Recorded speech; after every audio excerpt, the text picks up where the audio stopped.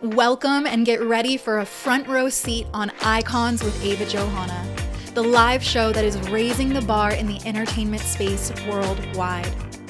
You're about to be right in the middle of heart-pounding conversations and real-time connection that ignite transformation within. Our global live show stars the industry's powerhouses, visionaries, and cultural icons. Together, we'll walk the path of legendary entrepreneurs, influential business moguls, celebrities, and iconic brand architects. Join the conversation, seize the opportunity to engage directly with icons of their industries, and immerse yourself in an unparalleled learning experience.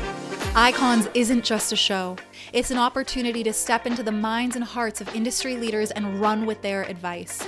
So grab your popcorn because this is the space where icons are born.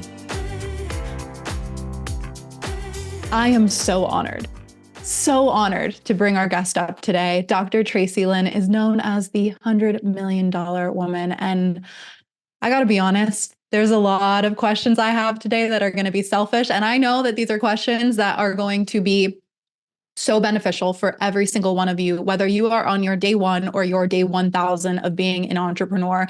So without further ado, I'm going to invite Dr. Traci Lynn up to join me. I am so excited. Welcome to the show. And for anybody who's here for the first time, know that Icons is a live show where you are being called to engage in the conversation. So make sure that you ask questions and that you use this opportunity to really get into the mind of the beautiful Dr. Traci Lynn, because she is so wise. She is so brilliant. She has built so many businesses and has supported so many entrepreneurs along the way. So thank you so much for being here. I am so excited for today's conversation. Hey, me too. Super excited. So this is going to be, I think, for myself personally, a revolutionary conversation because I've done some stalking and I have been diving deep, devouring your content, past podcast interviews. And so I want to give you an opportunity to just briefly share about yourself for anybody that's here live with us or watching the replay, a little synopsis of your story and how you got from where you were as a child selling with your grandmother to now today.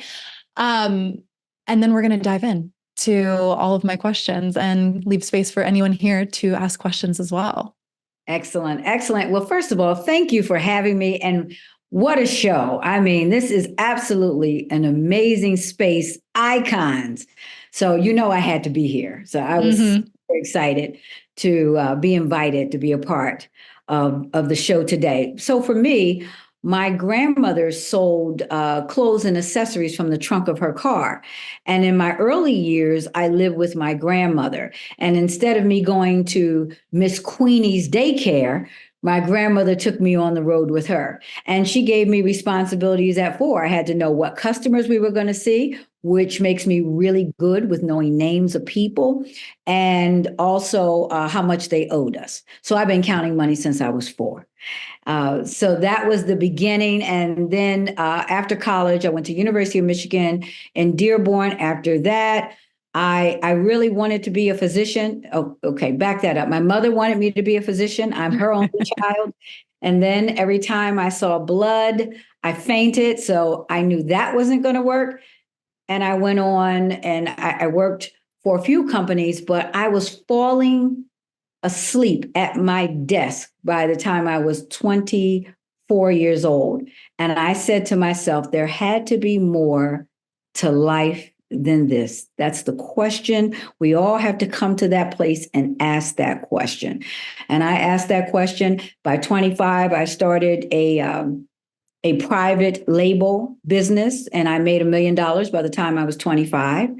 And from there, I had 3 iterations of that same business, by the time I was 25. So there were so many different iterations of that particular business, but it was always the jewelry.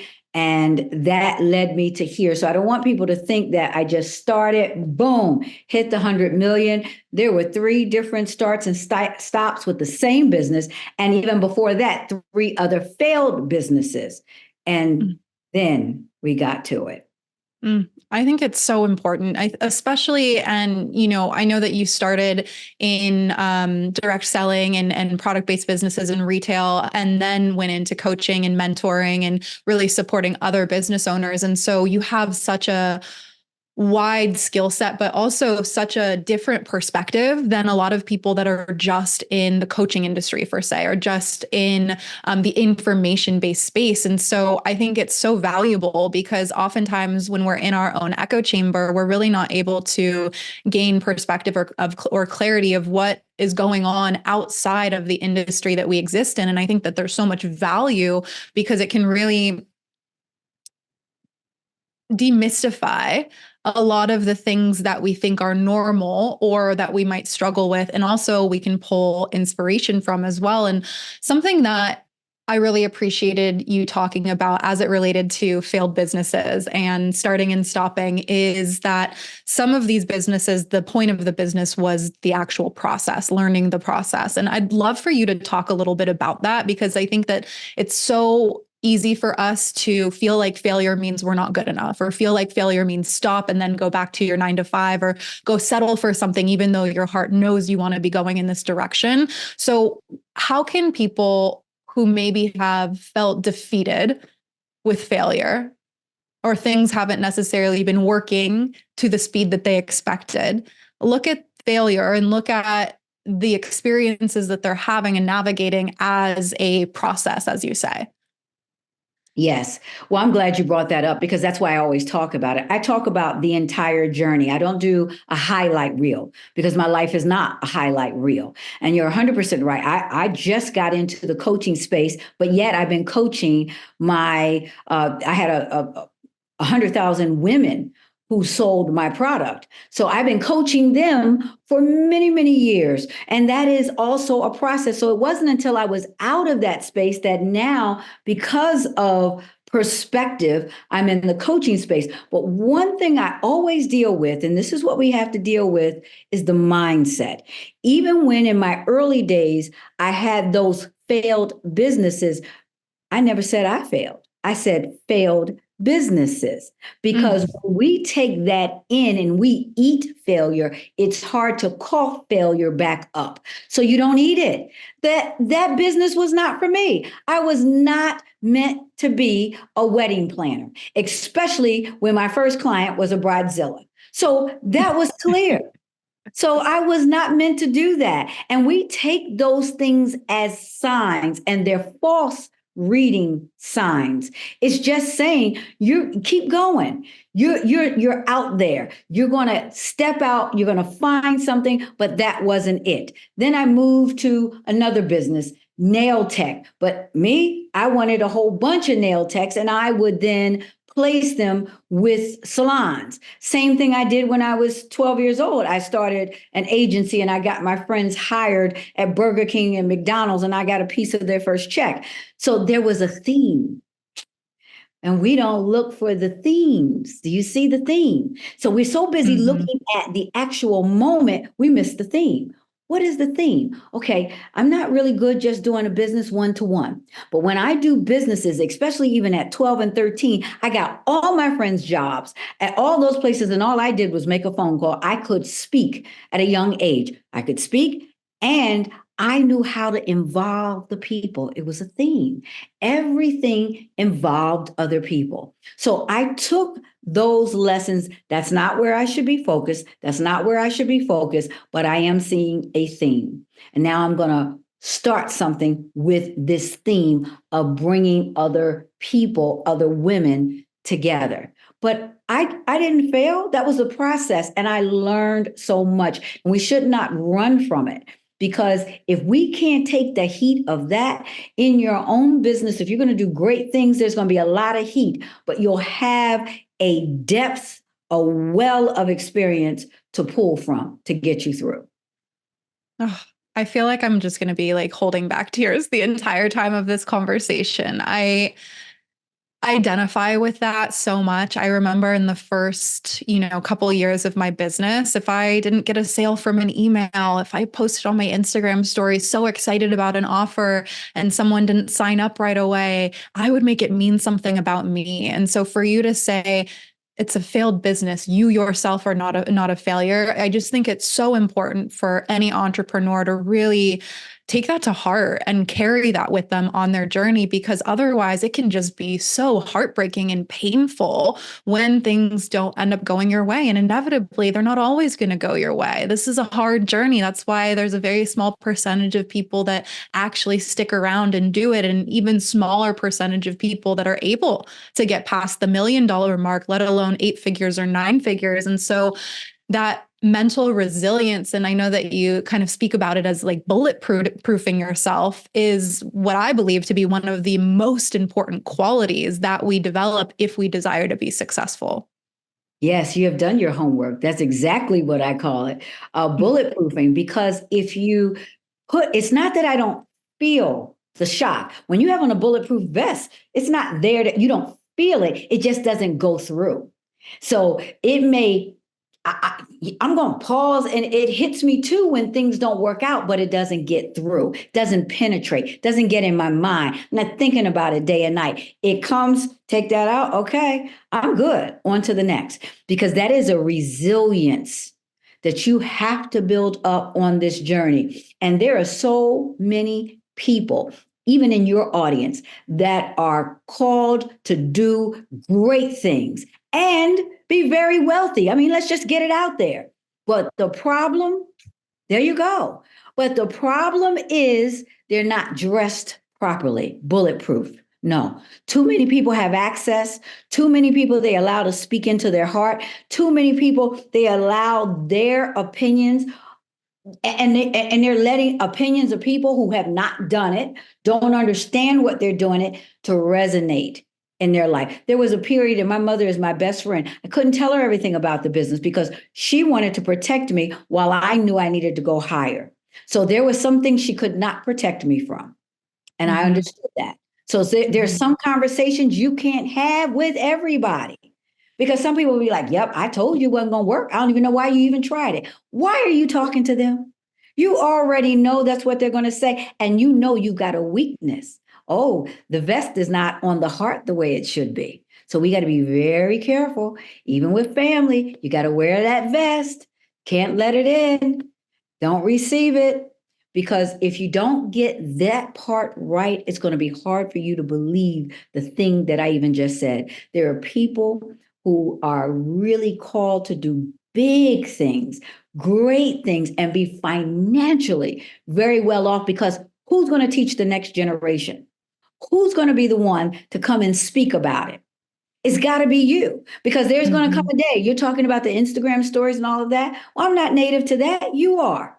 But there's going to come a day, there's going to be something else in the hologram world. And you're going to be talking about Instagram stories, and they're going to look at you like, what is she talking about? But the resiliency of sticking with it, to be able to move through the times, to still be relevant, is why they need to hear that from you. Yes. I mean, already I'm like scared to go on TikTok because of how all of Gen Z makes fun of millennials. And I'm like, okay, you gotta do it though. You got to adapt. You have to adapt. And even if that's not something where I feel the most passionate, I'm still going to show up and I'm going to figure it out, because that's part of the game. And that's part of what makes it fun too, and interesting. Yeah. I'm curious, on your journey first to 7 figures, or when you're supporting your clients going from 6 to 7 figures, or maybe 7 to 8 figures, what were the best experiences that you had? And it doesn't even necessarily have to be like positive experiences, but the experiences that you needed in order to learn the most and grow the most as an entrepreneur. So when I talk about those kind of things, I'm going to give you personal experience, because that hits the deepest and the hardest. So the best experience of my life, which was also the lowest point of my life, was being audited by the IRS, going to 7 figures. Now, why was that the best experience of my life? I couldn't sleep. I could barely eat. And I didn't know what I was going to do.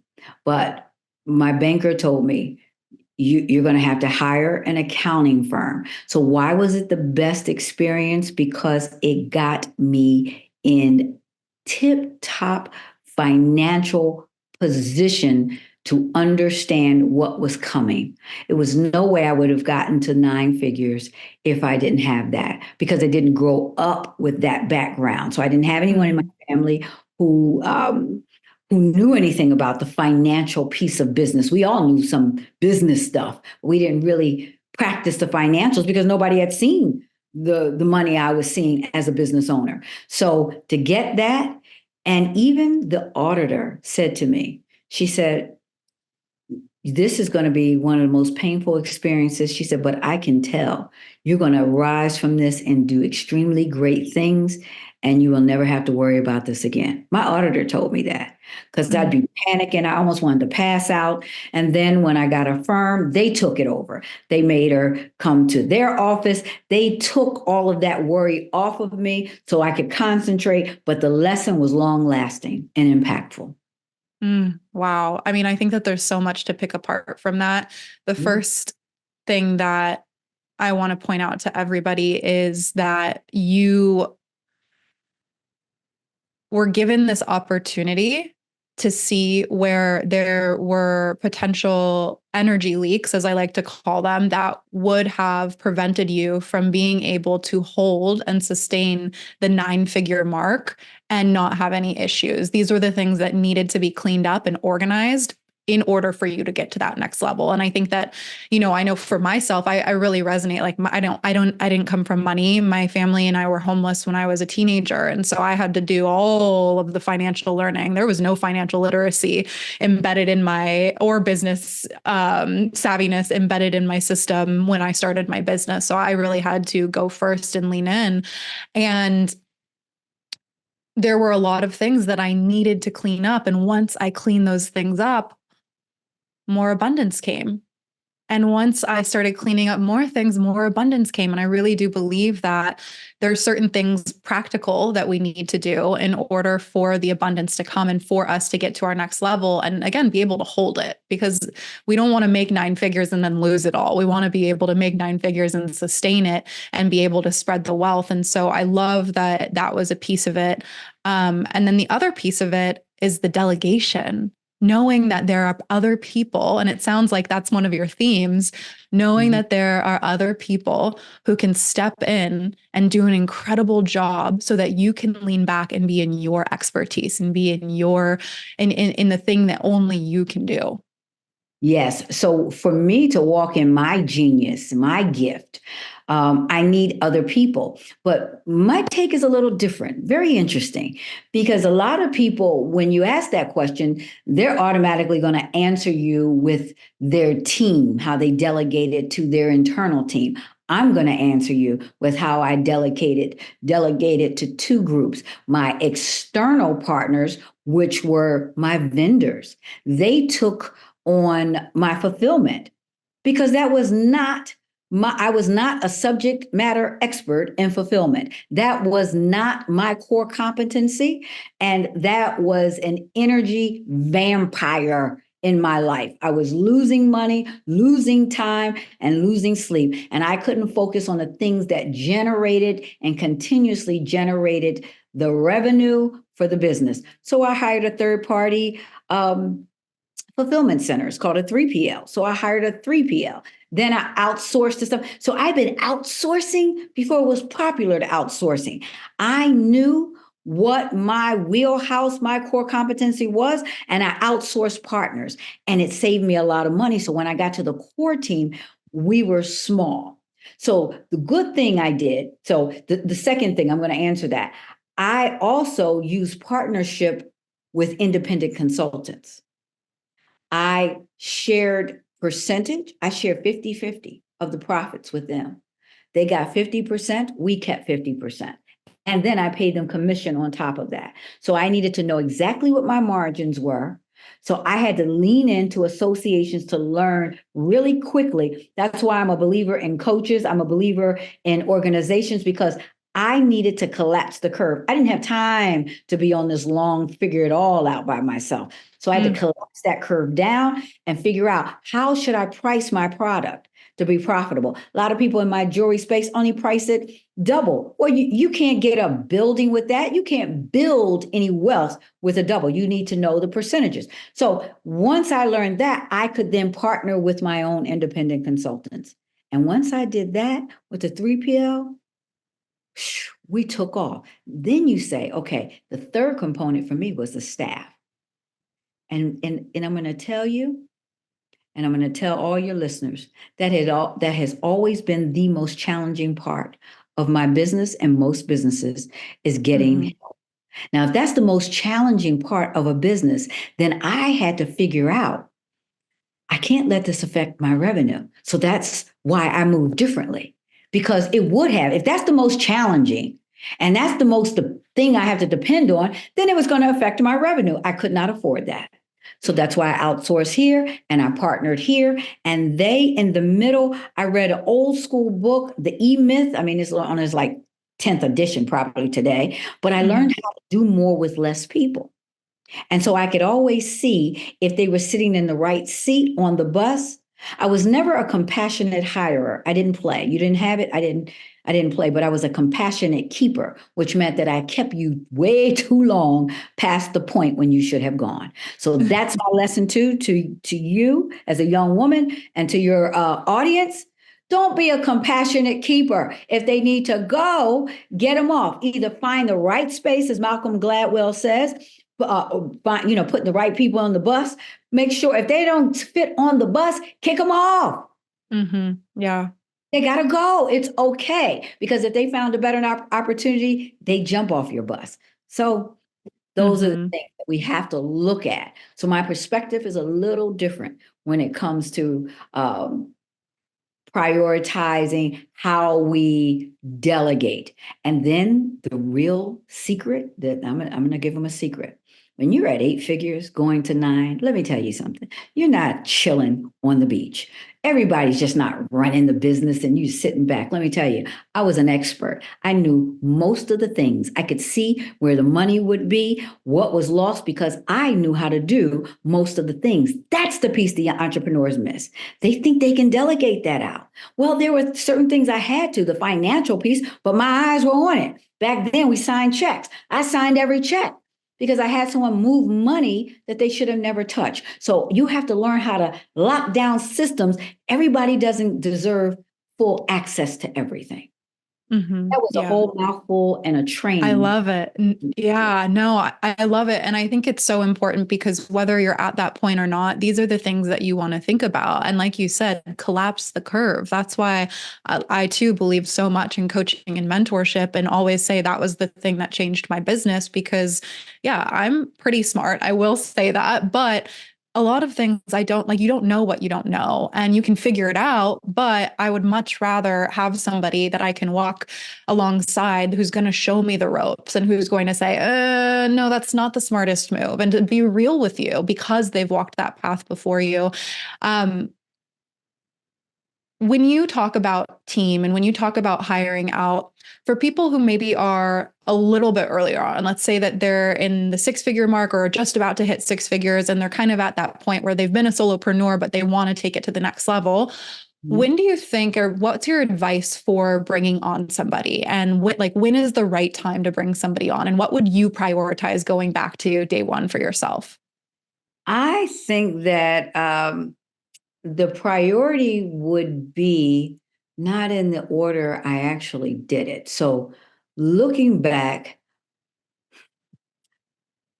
what would the main priority be?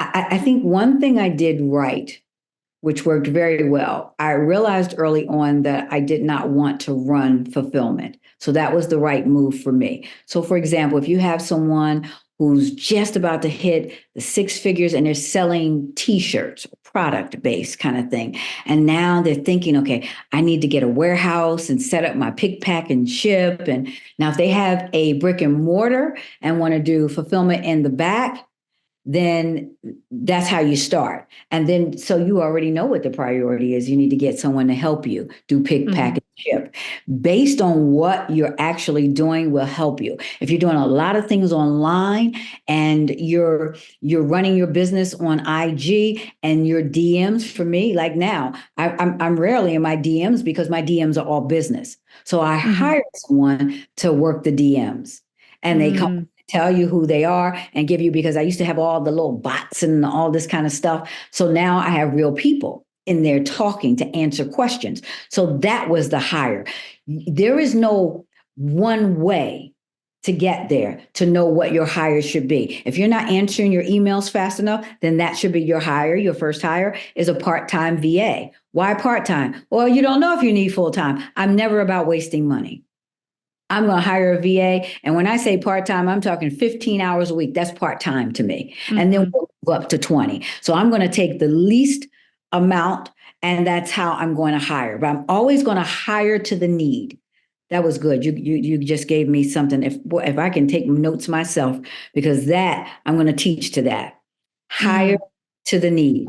Excuse me. I'm sorry. Yeah, This was no, you take the note because I want to just riff on that for a second because I think it's so important that you were transparent with sharing. It's different for every business. There's no one answer, there's no one right person, and there's also no one right time. It's not like, oh, you've hit your first year of business. Now it's time to get your VA. And again, I just think that there's a lot of mental constructs that we as business owners, especially in the beginning stages when you're not necessarily used to staying in your lane, will experience, whether it's, oh, this person that I bought a training from told me that I need to hire this person. Or I remember one of my mentors, she didn't hire anybody on her team until she was making over $1 million, but that was her business. And so it's so important for anybody listening to this to know that it is individual and that all of our needs are going to be based upon our own strengths, the velocity of the business, and really where we desire to see support and fill in the gaps that we're not able to address as we grow. So I love that you said that. So going back to retail, because I joke with my friends. I'm like, I'm a retail mogul now. I've sold 50 hats and 30 sweatshirts. I'm a retail mogul. And so I'm looking at my shipping labels over there, my little FedEx cute little bags and my sweatshirts. And it was meant to always be an extension of my online brand and my information-based brand for our community to be able to rep and kind of be brand awareness out into the world. But it's also something that I love, and I love being creative. I love the design process. I love actually holding a physical product after having worked in the online space for the entirety of my career. And Mhm. I'm curious where you see most retail or product-based businesses fail. Oh my gosh. That is such an amazing loaded question that I think people would ask that. Maybe they wouldn't ask that because it is so good and loaded. Okay. So this is how I would answer that. It's usually on inventory. People Mm, live and die. They die on the hill of inventory. I don't care how great it is, they over order. And then if let me tell you the appetite of people. People also in product, I was a product-based business, soft goods. So you got soft good category, hard good, and you have consumable categories. So I'm in soft goods, and what you're talking about is soft goods. So we have to have inventory, and our inventory is not consumable in the way a vitamin is consumable. So when I talk about consumables, I'm talking about makeup, vitamins, anything that's consumed and has to be reordered.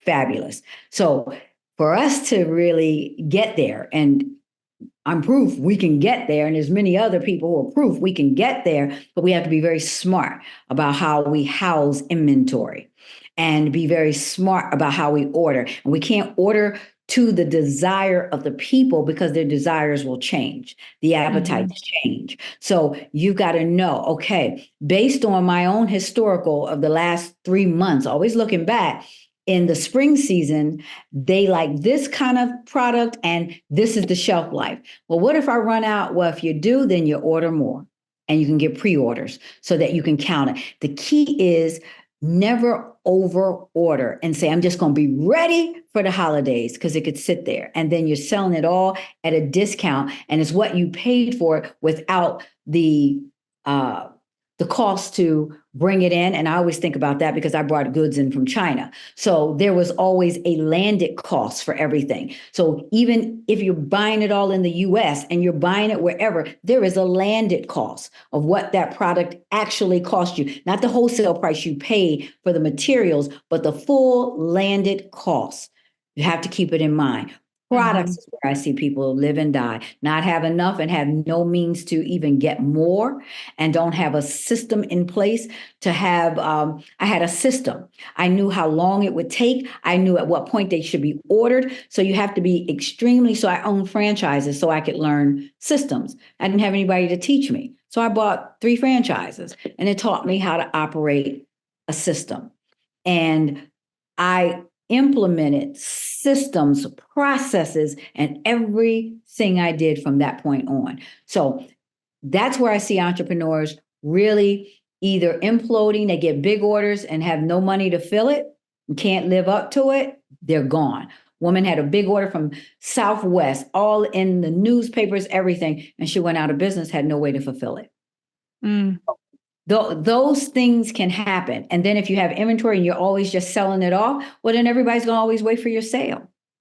Yeah. You know, you're going to have your sale. You got too much. So they're not even going to buy anymore. Now you're training them to the sale. I never had sales. I never sales. I was never training people to the sales. I'd keep it and give it away as some kind of special bonus or put it in a package before I would just put it on sale. Yeah, I think that goes for information-based businesses as well too. I remember when I first started working with an agency to support me with marketing and launching, they shared with me, how you can train how you do train your audience to expect early bird pricing or to expect discounts. And the more that we do that and the more consistently that happens over years, where's the urgency for somebody to sign up if they know that they could just wait until the next time you launch it for the better price? And that was really, it was revolutionary for me because I was under the assumption of, that's the way to get people in the door quickly. But I didn't realize that I was setting myself up to have people not move because they just knew that down the road they could get the program for cheaper. And so I love that you brought that up because it really is so, it can be translated whether you have a product-based business or not. And even speaking, I just got a speaking request and I sent them my fee and they said, we really want you. Let's talk about it. It's not in our budget. This is a major corporation. And when she hit me, what she could afford in her budget of this billion-dollar company was not even 30% of what my cost is. So what did I do? I walked away and said, hey, when your budget gets here, you let me know. Because if I go down, I'm setting a precedent, not only with them, but for anybody else they talk to about me. Yeah, that's just on paper. That's not really what she's going to charge. You have to know who you are and your value. And stick with that. One of the things that I love about you, and I think that's why earlier in the conversation, I was like holding my heart, trying to hold back tears, is yes, you have these systems, these processes. You are so brilliant as it relates to the numbers and money and how to actually scale these incredibly impressive businesses. But you're also a God girl and you're very spiritual. And I can feel that from you. And so I would love to hear, going back to just like that last statement that you said, like you have to know yourself and know your value. What is your relationship with this like blend of business and God and spirituality? Because this is something that has been important to me from the very beginning. And I think that it's also kind of a superpower too. It is. And that is my true authentic self. When I am at my very best, I am free to move spiritually. It doesn't mean that I'm on here talking about God, but I give him the space to even talk. That's why you and I didn't talk about questions. You sent me no questions. And I trusted that I would have what your audience needed, because my prayer is that God stir up everything, all the gifts, so that they will come out and be a help and benefit. And I call it my businessry. So that's me doing business. I love it. Together. I've been doing businessry for over 34 years. Mm. In the process of building a business and gaining success, we all know the examples of people who lose themselves along the way. And there have been moments, even in my journey, where I've seen the shiny objects and I've focused in on them and I've forgotten aspects of my heart and have had to come back and remember who I am and remember why I'm doing what I'm doing and the real values of what I'm creating and why I got into this in the first place. What is your advice for somebody who, this is going to be twofold. Someone who maybe has felt disconnected from their heart on their journey, but then also maybe the person who's scared of their success because of what they societally have seen to happen to people that gain success and maybe are greedy or don't necessarily have the highest alignment of how they use their money. Because I hear that a lot from people, especially beginning. They're scared of who they'll become and that they might be a bad person or that they'll suddenly become greedy once they get money. Yeah. And so those are extremely valid. I mean, I remember in my 20s when I was 25 and I made the first million, it honestly did go to my head. And I just remember believing my own press. By the time I was 25 and 26, and by the time I was 27, I lost it all. So I was clear about my press. I wasn't all that I thought I was. And once I really decided, I made a decision, God, I'm going to go with you and I am going to be your yielded distribution center. If you keep getting it through me, just keep getting it to me. I promise you can get it through me. You get it to me, then it'll serve how you want it to serve. Because money, and this is what people are fearful of. People think, oh, money is the root of all evil. No, it's the love of money. And money is neither good or bad. It's the person who's using it uses it for good or bad. So I was clear. I was clear on where my superpowers really came from. I was clear how I knew things when I went into meetings that nobody told me, but yet I knew. How did I know? I didn't know. It was just the insight that I was provided. So I just let myself be a vessel and see the hand of God in every area work. And I never turned away from that. And even for me, going to service every week is important and I'm there. So I am immersed in that world as well as I am over here doing business and I have not lost sight of it. That's why when people really read into my story, if they know me for a while, they're always shocked because I don't come off that way. I don't come off high-minded, too full of myself. I come off with a heart open and ready to serve. And there's no way I could do that if God wasn't the one who empowers me. So I'm the distribution center. I'm not concerned about that. I've already believed that when I was in my 20s and realized it wasn't true. And I've been on the right path ever since. Beautiful. Yeah. Sometimes we need that. Honestly, I feel like I needed that. And had I not had that in my own life, then, I would have lost it all and I wouldn't be where I am today. So I love also just your transparency in sharing that because I think it's easy also for people to see where you are now and say, she's got it all figured out. She's done it. She doesn't have any problems. She hasn't had any issues. And to know you're a human being. Absolutely. We're all flawed human beings. We've had our ups, we've had our downs. And, like we were talking about at the beginning of this conversation, the downs, the failure are there for the process of becoming and really being able to strengthen who we are. Before I go any further, I want to open the floor for anybody in the conversation to ask any questions of Traci. And Traci, one of the reasons why I'm so excited for you to be on this show is that not only do you have a book all about becoming an icon, be an icon now, but you have programs, masterminds, and experiences and coaching all about stepping into your iconic energy. And I obviously love that. But something that I think is interesting, and again, for anybody that's listening, feel free to type any questions into the chat, is this word icon. To claim it can sometimes feel a bit high and mighty. It can feel bold. It can feel really big. I love it. I think about icons throughout all of time, and just the energy of what it means to be an icon is what I resonate with most. And so I would love to just hear your experience, why the word icon, why grooming and creating these icons is part of your purpose and your gifts and your genius right now. And I'm also so excited to hear about your book. Yes.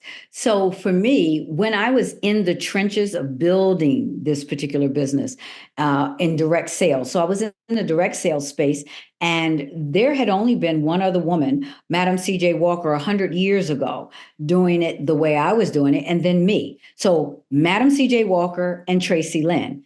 That is iconic. And then not to just do it, but to do it big. And of course, I mean, Madam, she was a millionaire back in 1915 for a Black woman. And then today, for me to do it and then just take that, and I read everything I could get my hands on, but I could not talk to her. So I talked to her granddaughters, I talked to everybody, but I wanted, and I knew this by the grace of God, that I was doing something historical.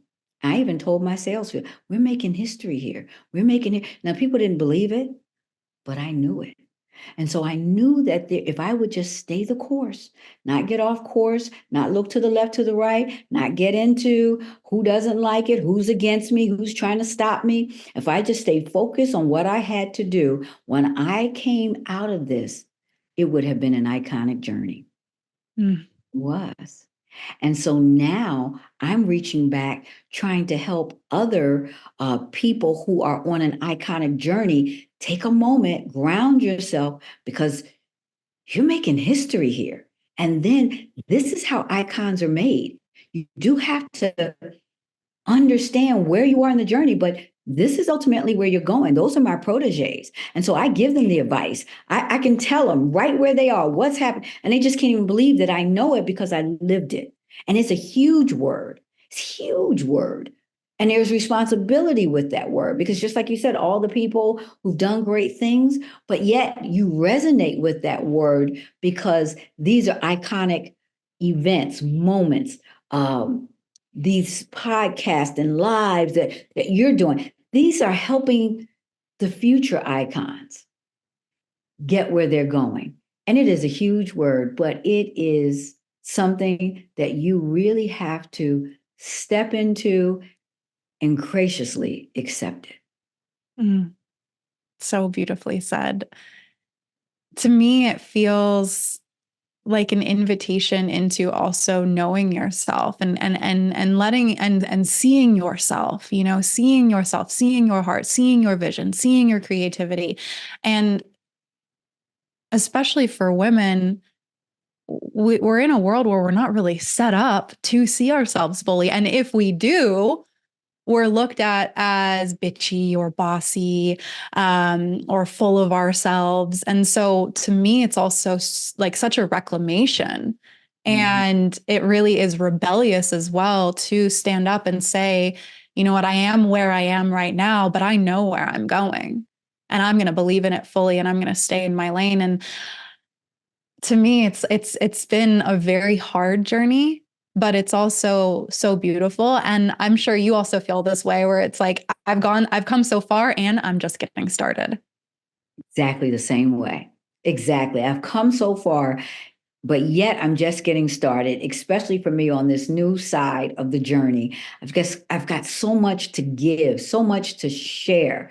And yeah, I feel that way. And unfortunately, sometimes we do get that bad rap, but I can't be worried about that. I can't control how other people are going to think or feel. I just have to do what I'm called to do and stay in that and make sure I'm supported with other people who believe the same, collaborative driven women who are all on that same path. That's what I always look for. Yes. I always say people are going to judge you either way. They have an opinion about you, whether you're taking up space or you're not taking up space. So you better take up that space. Take up that space and get your money. That's what I Yeah. say. Yes, Yeah. I love it. I love it. So what types of businesses are you really working with, and like who comes into your world? The icon, of course, but I would love to know a little bit deeper. And for anybody listening who is like on the edge of their seats leaning into this conversation, like I want to work with Dr. Traci. What are the types of businesses that you support? I imagine it's a wide variety since you have so much perspective and so much experience, but Mhm. who is like the ideal icon to enter your world? And so the wonderful thing is it's not industry specific. It's usually when they come into the icon circle, that's a coaching program for six-figure entrepreneurs, seven, and especially moving close into the sevens and eights, because those issues at that level are different than going into a six. These are Mm-hmm. full-time, 100% all-in entrepreneurs, usually a staff, and they really benefit from my perspective. And I coach them every single week on a call. They have access to me on, they have a way to contact me at any time with questions. So that is such a protege mentoring relationship, but I really need them there because at that level, we're not talking, should I have an LLC? Those are not the questions at that level. Those questions are, okay, I just got hit with a lawsuit. Which way do I go? Do I call this Mm, attorney or that attorney? Or this is happening. How should I proceed? Or I want to market this way. And then I can guide. So that's what I love about it. I don't have to do it in one area. It's those kind of questions that I am extremely familiar with. And then I can help them. I have one student, her business was six figures something. Now she's in seven figures, and now she's going. She wants to get to eight figures, but we're going to get her halfway there. So she went. She did an event and did a 1.2 million that day. I came to the event. I came for no charge for her because I wanted to see her make $1 million in one day, and mm, we got $1.2 million that day. So I flew out there. I came out there. I supported her in that event. She got her 1.2. So now we're, putting 5 times on it for this year. And so because I know what the goal is, I'm constantly pushing. And then I'm offering other ways that she hasn't even thought about to get her comfortably and beyond to that number. So that's what I do for the icon circle. So it's an application process. You really got to be there. After one conversation, I know if you're just telling me you made 6 or 7, because I got 3 questions I can ask and I already know what you really yeah. mean. And so that's the icon circle. And I want to be a benefit because that's not a inexpensive coaching program. So I want it to be a major benefit. Like you can't, yeah, I want it to be a painkiller, not just a vitamin for you. I want it to get that thing, whatever's pounding in your head, get it out and let's get to the goal. Now, then, because I have so many amazing women who are not even at six figures or just getting to early six figures, I started my Big Dog Academy.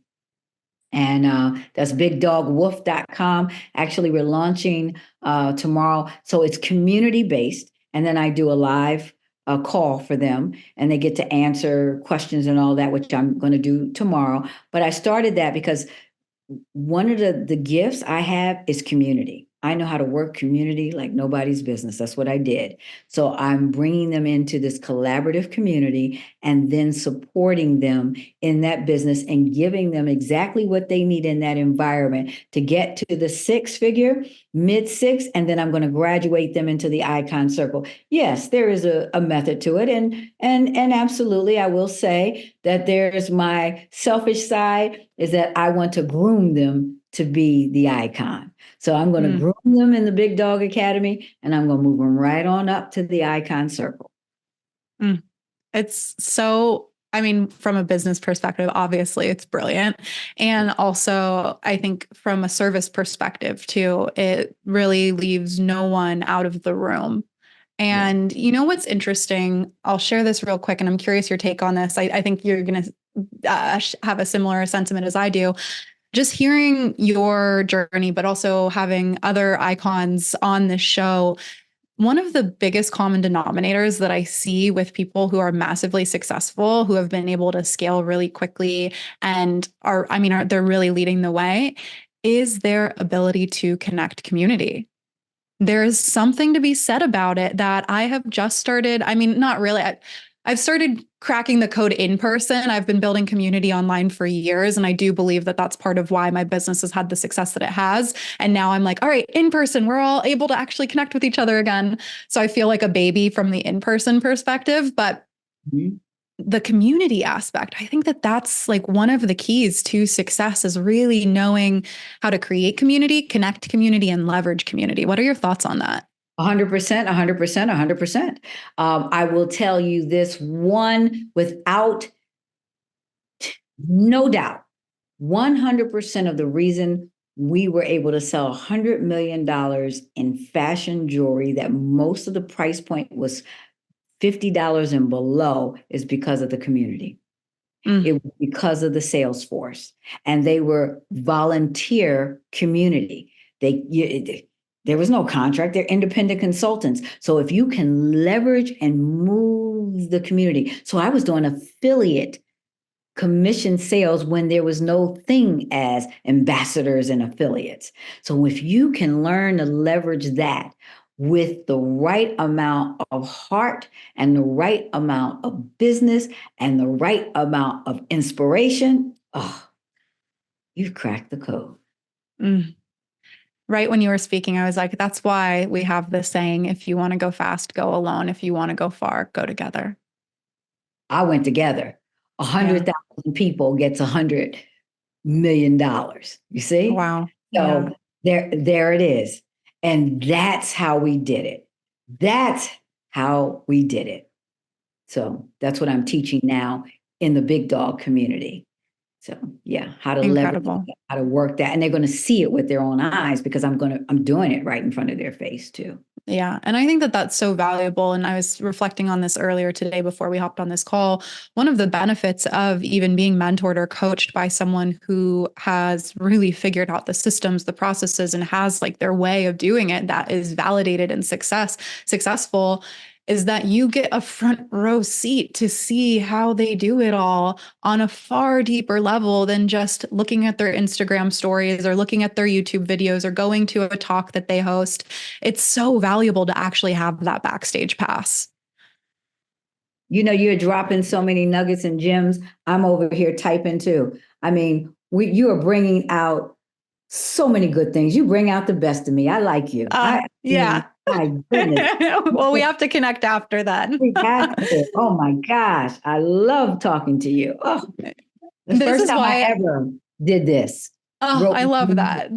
That makes me so happy. And, you know, this is also why I don't prep questions, because there is an aliveness happening between us that could only be co-created in this moment. It could only be inspired in this moment. And so I just have to say thank you so much for coming on the show. I'm so grateful for your time, truly honored that you said yes, and just so excited to see your expansion into the coaching space even further, and speaking in all of the different things that you have set your sights on continue to explode. Because like I said at the beginning, just being in your energy is moving. And so for anybody here that either wants to join your academy, wants to apply for your icon circle, or just wants to follow you on Instagram, where can we find you? At Dr. Traci Lynn. So that's Traci, TRACI, LYNN. I've got on a green suit, blue check, and wild hair. So they will find me there on Instagram. And for the Big Dog Academy, it's bigdogwolf.com for that. And the icon circle is by application. So you can DM me, icon, and then my team, they're in there and they'll start working. Beautiful. Dr. Traci Lynn, thank you so much. This has been such a phenomenal conversation, and I'm so excited to just hear everyone's feedback from watching the replay. Thank you again for coming on. Thank you. Let's stay in touch. You were wonderful. You did an outstanding job. One of my favorite hosts. Thank you. I received that. I appreciate that so much. Thank you again. Have a good day. Thank you. Bye, everyone.